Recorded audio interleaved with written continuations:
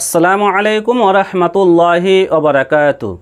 সম্মানিত দিনী ভাই সকল, আজকে আপনাদের সামনে যে দোয়াটি নিয়ে উপস্থিত হয়েছি সে দোয়াটি হচ্ছে কিয়ামতের দিন হিসাব সহজ হওয়ার দোয়া। কিয়ামতের দিন মানে আমরা জানি বা শুনেছি আলেম ওলামাদের মুখ থেকে বক্তব্য যে কত ভয়াবহ সেই দিনটি হবে।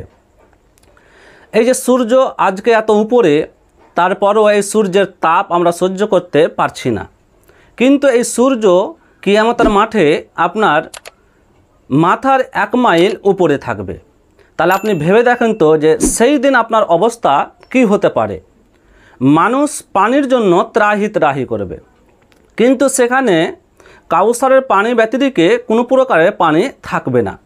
তো ওই পানি যে থাকবে, তাহলে ওই পানি পান করতে পাবে 7 শ্রেণীর মানুষ, আর কোনো প্রকারের ছায়াও থাকবে না আল্লাহর আরশের ছায়া ব্যতিরিকে।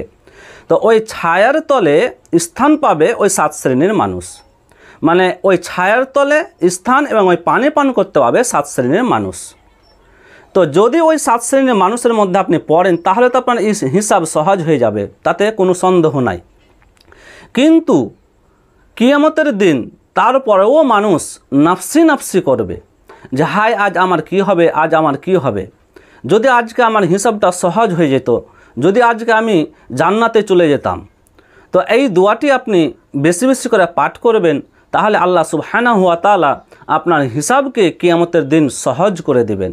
আপনি সহজে হিসাব দিয়ে দিতে পারবেন জীবনের, আর তারপরে আপনি জান্নাতের টিকিট নিয়ে আপনি জান্নাতে প্রবেশ করবেন।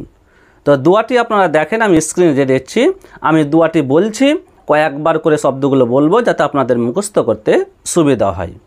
আল্লাহুম্মা আল্লাহুম্মা আল্লাহুম্মা হাসিবনি হাসিবনি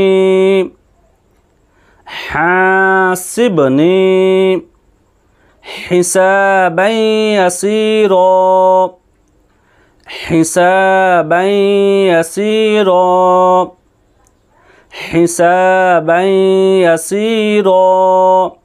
এই হচ্ছে দোয়া, ছোট্ট দোয়া। আপনি চাইলে অল্প সময়ের মধ্যে দোয়াটি মুখস্থ করতে পারবেন।